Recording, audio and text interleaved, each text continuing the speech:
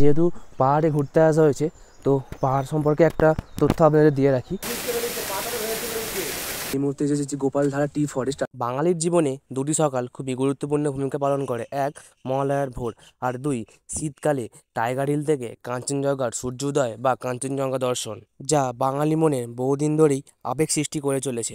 তো বন্ধুরা, আমি এই মুহূর্তে আছি দার্জিলিংয়ে আমার হোটেলে। আর এখন সময় ঘড়িকারে ভোর 4:06। আর আমরা এখন যাবো হচ্ছে সূর্যোদয় দেখতে বা টাইগার হিল দেখতে। আর ওখান থেকে আমরা হচ্ছে 11টা ভিউ পয়েন্টে আজকে ভ্রমণ করবো। তো সেই ভ্রমণের অভিজ্ঞতা আমি আপনাদের সাথে শেয়ার করবো। প্রথম পয়েন্টটা বলে থাকি, যেটা হচ্ছে আমাদের সূর্যোদয়। আর এখানে আপনারা যে গাড়ি ভাড়া করেছেন, তো তারা আপনাকে ভোর 4টে কিংবা 3টের সময় আপনাকে যে পিক আপ করে চলে আসবে আপনার হোটেলে। আর এখানে ভোরবেলা যত গাড়ি এরকম যায় না, সবই যায় হচ্ছে সূর্যোদয় দেখতে বা টাইগার হিলের দিকে।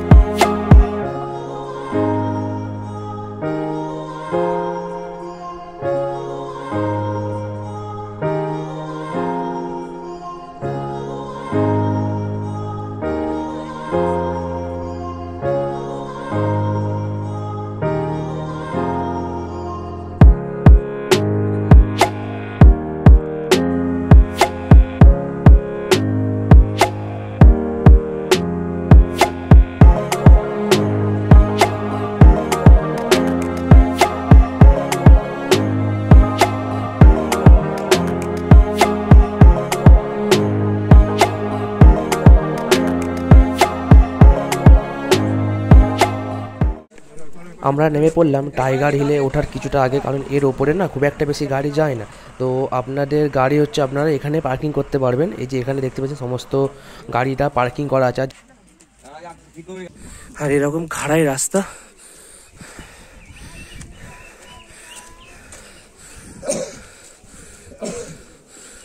আর ওই যে ওই জায়গাটায় যেতে হবে।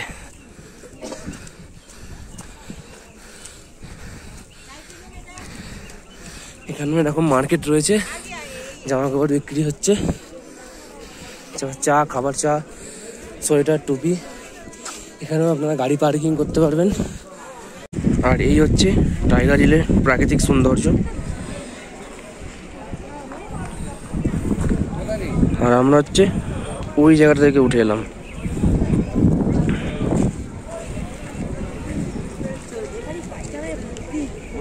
আর বন্ধুরা, এখানে প্রচুর পরিমাণে হাওয়া বইছে, আর ঠান্ডা ঠান্ডা পুরো সেই লেভেলে।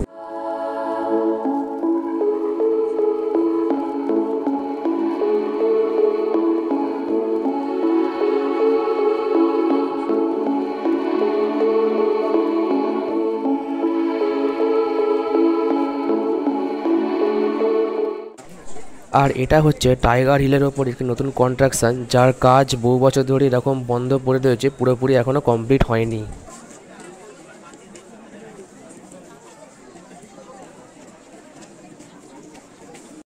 ওয়েদার পরিষ্কার না থাকার কারণে এবারে আমাদের আর কাঞ্চনজঙ্ঘার দেখা পাওয়া হলো না বা সূর্যোদয় দেখা হলো না, তাই ফিরে আসতে হলো আমাদের টাইগার হিল থেকে। আর বন্ধুরা, এখানে আমরা কিছু কিছু লোককে জিজ্ঞাসা করছিলাম, তো তারা বলছে যে কেউ কেউ ভোর 3টে এবং কেউ কেউ ভোর 4টের সময় এসেছে শুধুমাত্র এই কাঞ্চনজঙ্ঘার সানরাইজটুকু দেখবে বলে।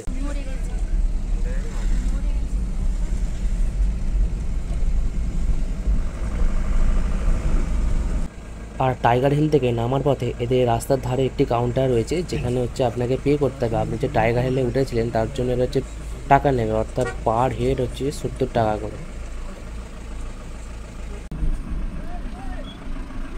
আর এটাই হচ্ছে এদের সেই টাইগার হিলে ওঠার কাউন্টার। আমরা এই মুহূর্তে বেরোচ্ছি ভারতবর্ষের সবথেকে উচ্চতম স্টেশন দার্জিলিংয়ের ঘুম স্টেশন, যার উচ্চতা সমুদ্রপৃষ্ঠ থেকে প্রায় 4,407 ফুট। আর এটি হচ্ছে ঘুম স্টেশন।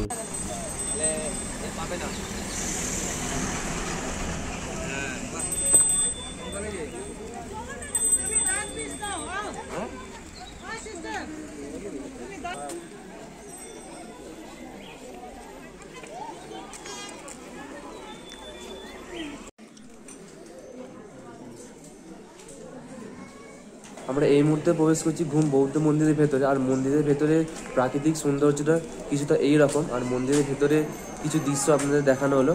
আর এই হচ্ছে বৌদ্ধ মূর্তি, যেটা ভেতরে এখন রঙের কাজ চলার কারণে কিছুটা এই রকম আছে, মূর্তিটাকে চাপা দেওয়া রয়েছে। আর এই হচ্ছে বৌদ্ধ মন্দির। আমরা বেরিয়ে এলাম ঘুম বৌদ্ধ মন্দির থেকে, এবং এখান থেকে বেরোনোর পর আমাদের পরবর্তী গন্তব্য রক ওয়াটারফলস বা রক গার্ডেন।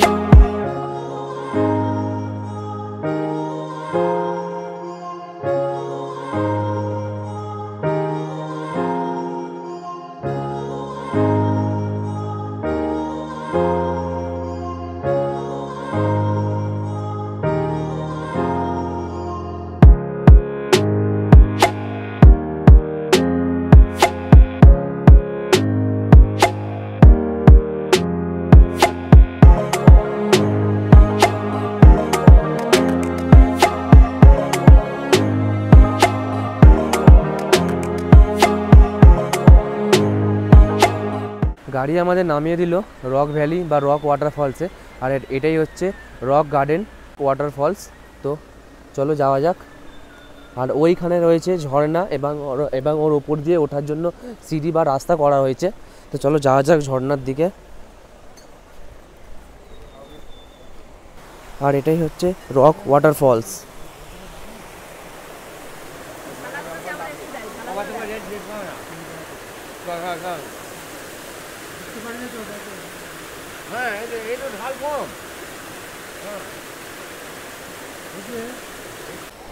তো বন্ধুরা, এখানে পার্কের ভেতরে এন্ট্রি করতে গেলে এখানে হচ্ছে টিকিট কাউন্টার রয়েছে। এখানে হচ্ছে এই যে টিকিট কাউন্টার, এখানে হচ্ছে পার হেড 20 টাকা করে টিকিট।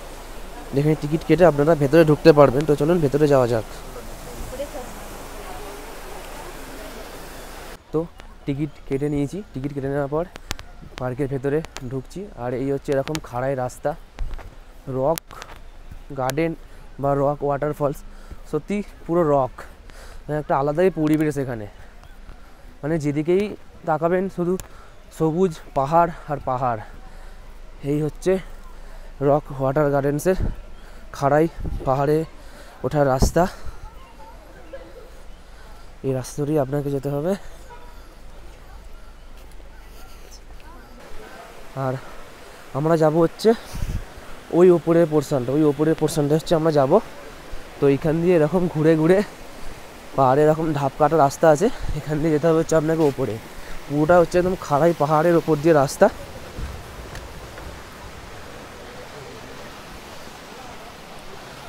আর এখানে একটা এরকম বসার ভিউ পয়েন্ট করা রয়েছে। আর এখানে এরকম ঝর্ণার জল গড়িয়ে পড়ছে।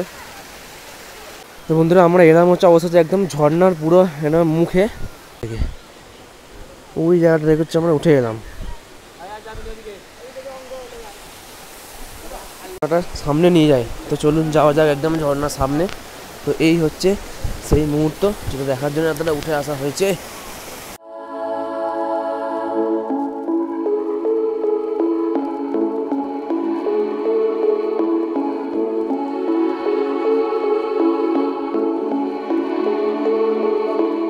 যেহেতু পাহাড়ে ঘুরতে আসা হয়েছে, তো পাহাড় সম্পর্কে একটা তথ্য আপনাদের দিয়ে রাখি। পাহাড়ে ঘুরতে এলে সাইট সিন দেখার জন্য যে গাড়ি পাওয়া যায়, এই গাড়ি হচ্ছে দু রকমভাবে পাওয়া যায়। একটা হচ্ছে আপনি শেয়ারে যেতে পারেন বা আপনি রিজার্ভে যেতে পারেন। যদি আপনি শেয়ারে যান তাহলে আপনার ভাড়া পড়বে পার হেড 300 থেকে 500 টাকা, আর যদি আপনি রিজার্ভে যান তাহলে আপনার ভাড়া পড়বে পার হেড ওই 3500 টাকা থেকে 5000 টাকা। কিন্তু অনেকে আছে যারা শেয়ারে যান, কিন্তু আমার মতে বলে রিজার্ভে যাওয়া ভালো, কারণ শেয়ারে আপনি হয়তো উঠে পড়লেন, তারপর হয়তো ওদের প্যাসেঞ্জার হয়তো পুরো লোড হয়নি, তো ওরা কিন্তু গাড়ি ছাড়বে না। ওরা প্যাসেঞ্জার পুরো লোড হলে তবেই কিন্তু ওরা গাড়ি ছাড়বে। আমরা বেরিয়ে এলাম রক গার্ডেন থেকে। এবার রক গার্ডেন থেকে বেরিয়ে আসার পর আমাদের পরবর্তী গন্তব্য দার্জিলিং মল মার্কেট। বন্ধুরা, আমরা এই মুহূর্তে আছি দার্জিলিং ম্যালের সামনে, আর এটা হচ্ছে দার্জিলিং ম্যাল, যেটা স্থাপিত হয়েছিল 1971 সালে। চলুন একবার দার্জিলিং ম্যালের ভেতরে যাওয়া যাক। তো এই হচ্ছে দার্জিলিং ম্যাল, যেখানে ঢুকতে আমাদের লেখা আছে ওয়েলকাম টু ম্যাল মার্কেট, যেটা ইএসটি অটো স্থাপিত হয়েছিল 1971 সালে। তো চলুন একবার ভেতরে ঢোকাটা।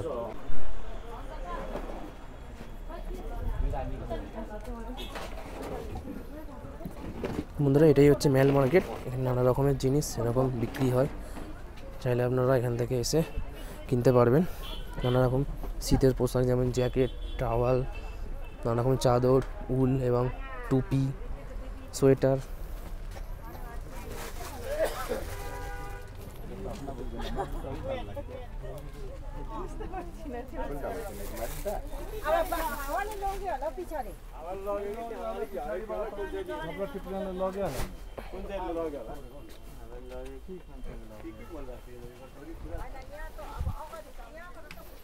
माथिबाट त्यो बाँसको बत्ती चाहिँ तार्नु पर्छ कि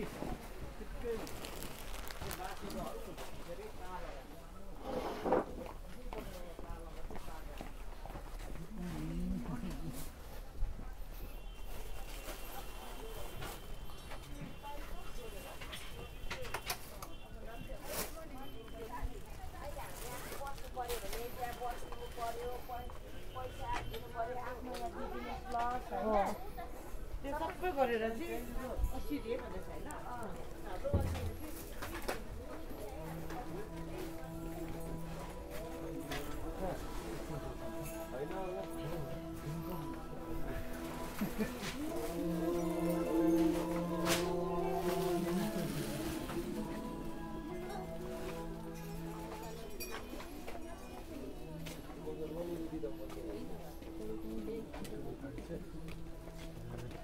म यहाँ माथि पुच्काउनु भयो, माथि चढिसकेको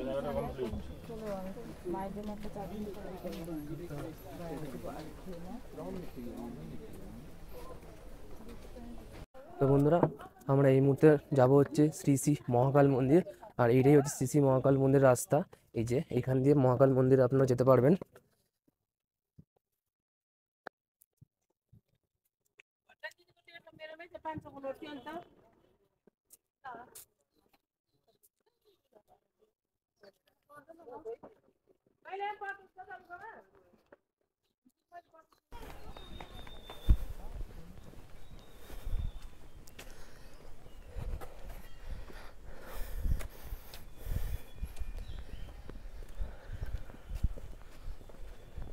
मामा जल्दी करो। टैक्सी कहाँ से करना है? पता ही नहीं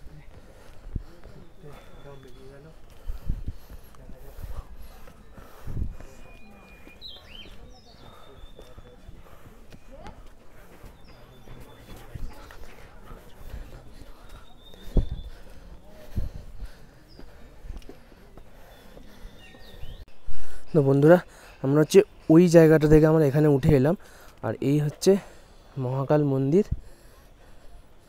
আর এখানে প্রাকৃতিক সৌন্দর্য কিছুটা এইরকম।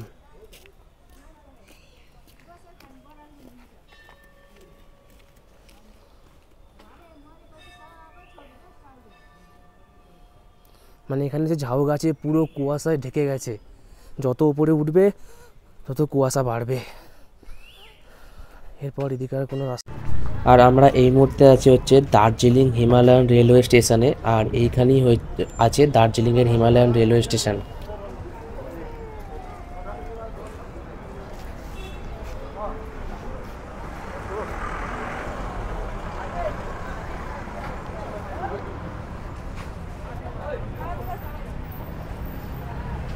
আর এটাই হচ্ছে হেরিটেজ দার্জিলিংয়ের হিমালয়ান রেলওয়ে স্টেশন। এখান থেকে সকালে এবং বিকালে টয় ট্রেন ছাড়ে। টয় ট্রেনের ভাড়া হচ্ছে সিসিতে হচ্ছে আপনার 1200 টাকা এবং ইসিতে হচ্ছে 1500 টাকা। আর যদি আপনি এমনি নর্মালি যেতে চান তাহলে আপনার ভাড়া পড়বে হচ্ছে 750 টাকা করে পার হেড।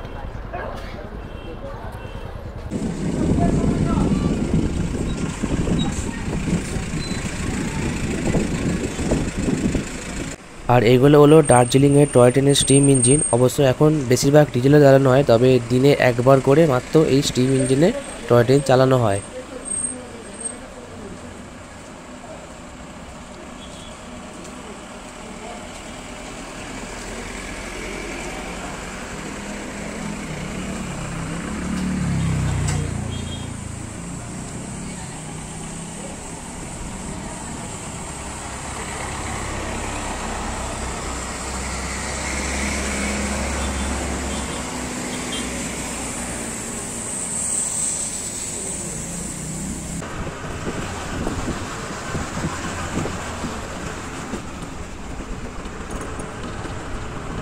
বন্ধুরা, এবার আমরা নামলাম হচ্ছে চায়ের বাগানে।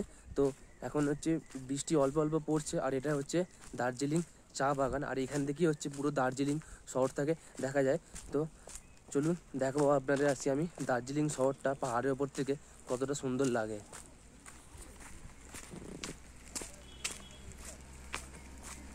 এটা হচ্ছে অরেঞ্জ ভ্যালি টি বাগান, এসিসি নাম্বার হচ্ছে 2/22। আর এইটা হচ্ছে এখান থেকেই হচ্ছে পুরো দার্জিলিং শহরটা আপনারা দেখতে পাবেন। এই হচ্ছে পুরোটাই দার্জিলিং শহর।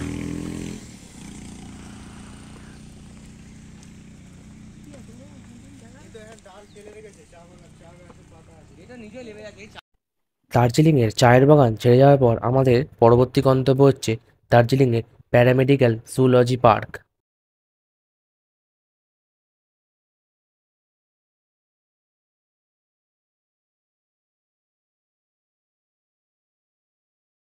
আমাদের গাড়ির ড্রাইভার নামিয়ে দিচ্ছে আমাদের হচ্ছে প্যারামেডিক্যাল জুলজি পার্কে। আর এটাই হচ্ছে প্যারামেডিক্যাল জুলজি পার্কের ঢোকার গেট। আর এখানে টিকিট আছে, টিকিট হচ্ছে পার পারসন 110 টাকা করে পড়বে।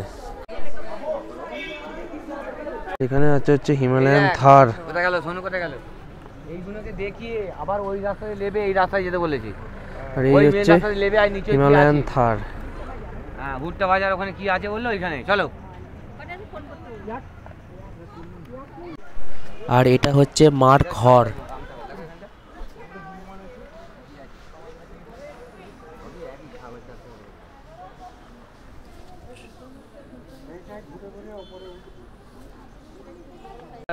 আর এটা হচ্ছে ইয়াক।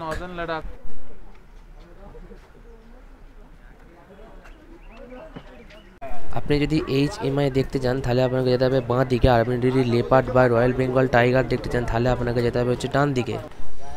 আর আমরা এই মুহূর্তে যাচ্ছি হচ্ছে HMI এর দিকে, অর্থাৎ আমরা যাচ্ছি হচ্ছে হিমালয়ান মাউন্টেন ট্রেনিং ইনস্টিটিউটের দিকে।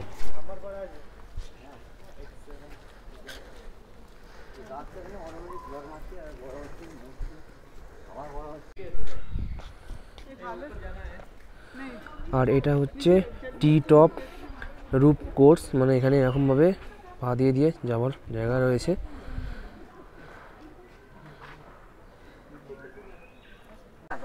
আর এখন আমরা যাচ্ছি হচ্ছে মিউজিয়ামে।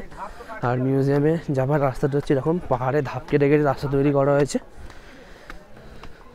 আর এই উপরে এই হচ্ছে মিউজিয়াম।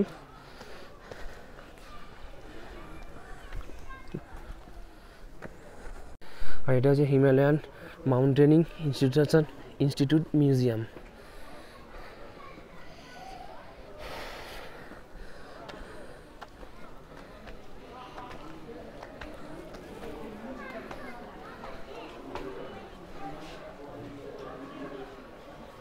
আর এটা হচ্ছে কমন লেপার্ড।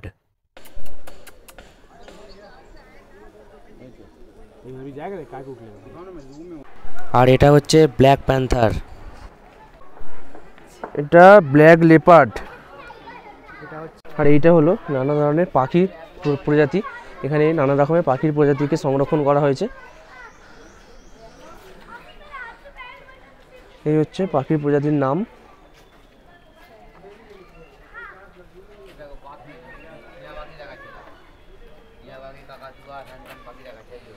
এখানে রয়েছে টিয়া পাখি।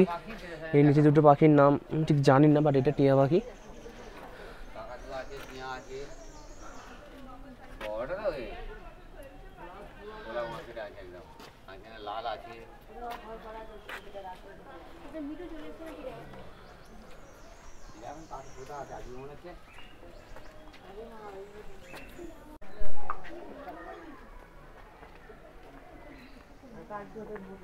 এখানে রয়েছে নানা ধরনের পাখি, টিয়া পাখি এবং নানা ধরনের ময়ূরের বিভিন্ন প্রজাতি।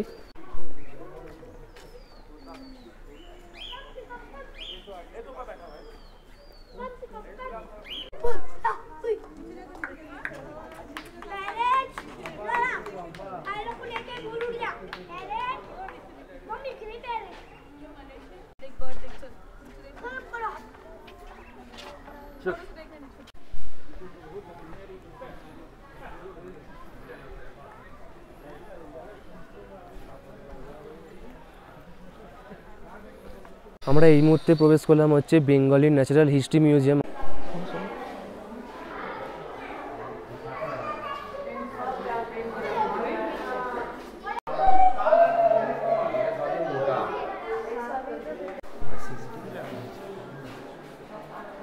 আর আমরা এই মুহূর্তে দেখতে চলেছি হচ্ছে রয়্যাল বেঙ্গল টাইগার, আর এটাই হচ্ছে royal Bengal tiger.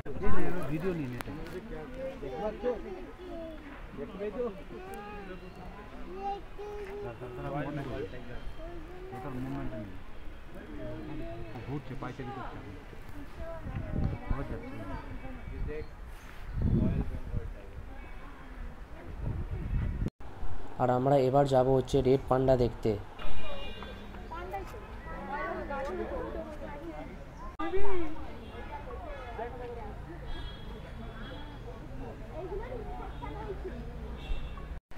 Zoology park থেকে বেরিয়ে পড়ার পর আমরা এবার যাব হচ্ছে দার্জিলিংয়ে সবথেকে বড় চায়ের বাগান দেখতে।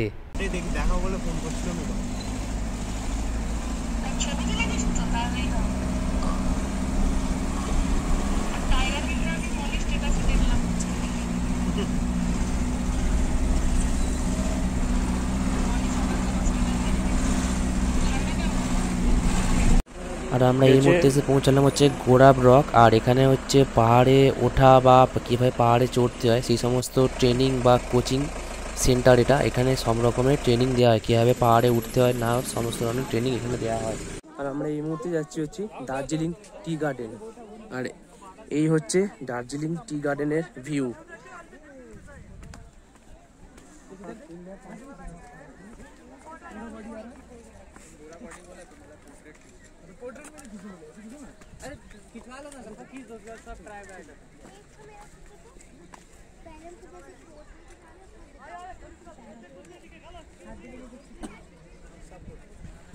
এরকম দুপাশারই চায়ের বাগান রয়েছে।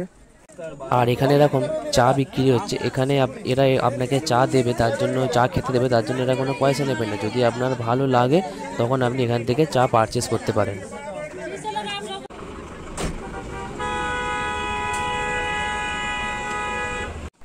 আর চা বাগান দেখার পর আমরা এই মুহূর্তে এসে পৌঁছালাম জাপানিজ বৌদ্ধ টেম্পল, অর্থাৎ জাপানিজ বৌদ্ধ মন্দির। আমরা এই মুহূর্তে ঢুকছি দার্জিলিং পাগোদা বৌদ্ধ মন্দির। আর এটাই হলো দার্জিলিংয়ের পাগোদা বৌদ্ধ মন্দির।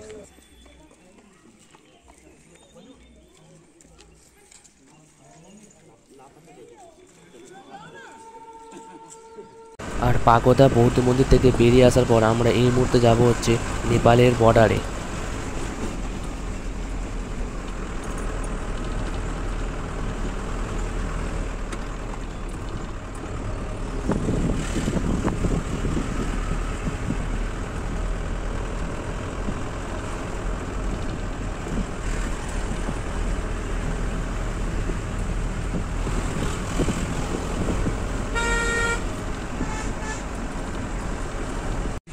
আর বন্ধুরা এই যে একটি স্ট্যাচু লেখা, যেখানে লেখা আছে ভারত 69, এটাই হচ্ছে আমাদের দার্জিলিং আর নেপালের মধ্যে বর্ডার অর্থাৎ সীমারেখা নির্ধারণ করেছে।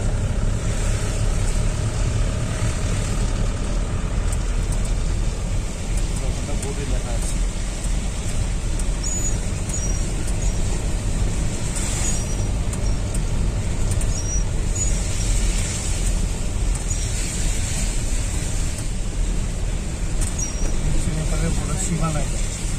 এই পাশটা পুরোটাই নেপাল, দেখুন দোকানপাট আছে এখানে সব নেপাল, রোডটা হচ্ছে ইন্ডিয়া।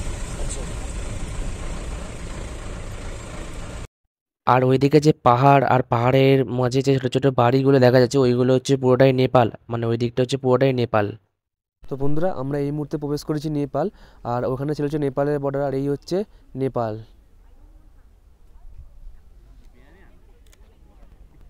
ওই যে দূরে পাহাড়গুলো আছে এগুলো হচ্ছে পুরোটাই নেপালের বর্ডারের মধ্যে বা নেপালের আন্ডারে পড়ে। আর বন্ধুরা এই যে ভারত 69 বলে স্ট্যাচুটা আছে এটাই হচ্ছে আমাদের দার্জিলিং আর নেপালের সীমারেখা নির্ধারণ করেছেন। আর নেপালে যখন প্রবেশ করি তাহলে নেপালের রাজধানী হচ্ছে কাঠমান্ডু, আর এইটাই হচ্ছে নেপালের সীমানার ভিউ পয়েন্ট।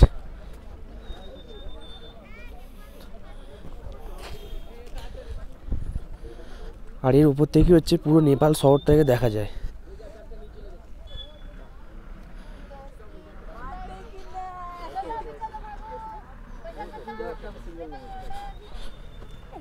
আর এটাই হচ্ছে পুরো নেপাল শহর।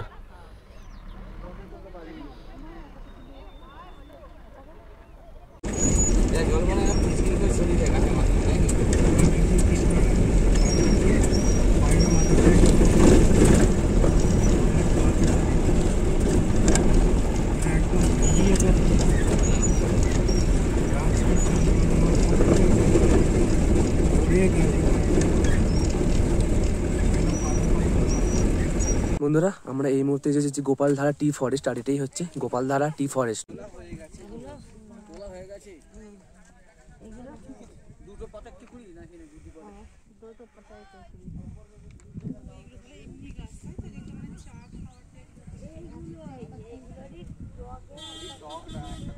আমরা বেরিয়ে এলাম এই মুহূর্তে গোপালধারা টি ফরেস্ট থেকে, আর গোপালধারা টি ফরেস্ট থেকে বেরিয়ে আসার পর আমাদের পরবর্তী এবং শেষ গন্তব্য হচ্ছে মিরিক লেক।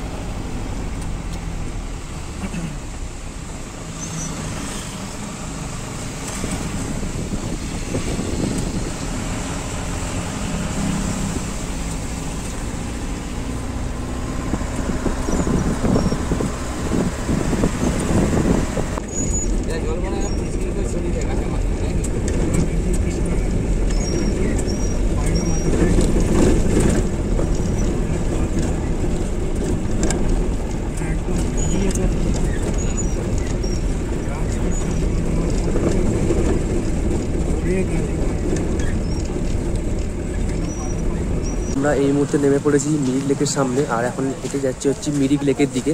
আর মিরিক লেকের দিকে যাবার রাস্তাটা হচ্ছে কিছুটা এই রকম।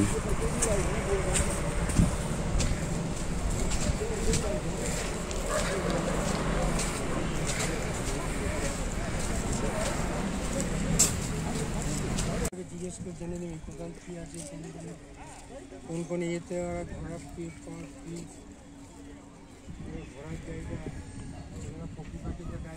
আমরা এই মুহূর্তে আছি যে মিরিক লেকের সামনে, আর এটাই হচ্ছে মিরিক লেক, অর্থাৎ এখানে একটি বড় ঝিল রয়েছে যেখানে এরকম ছোটো ছোটো অনেক নৌকা আছে। আপনারা এগুলো পে করে এই নৌকাটা নিয়ে এই ঝিলের মধ্যে ঘোরাফেরা করতে পারবেন। এই মিরিক লেকের পাশে এখানে নানা রকমের খাবারপাতি এবং জামা কাপড় বা কিছু কেনাকাটার অনেক জায়গা রয়েছে, মানে দোকানদানি রয়েছে। যেমন এখানে নানা রকম ফলের পিস বা ফ্রুট জুস এবং নানা রকম ফুচকা এবং সাজগোজের অনেক দোকান এখানে রয়েছে। আর এখানেই এসেই আমাদের এই ভিডিওর সমাপ্তি হলো। দেখা হচ্ছে পরের কোনো ভিডিওতে, সবাই ভালো থাকবেন।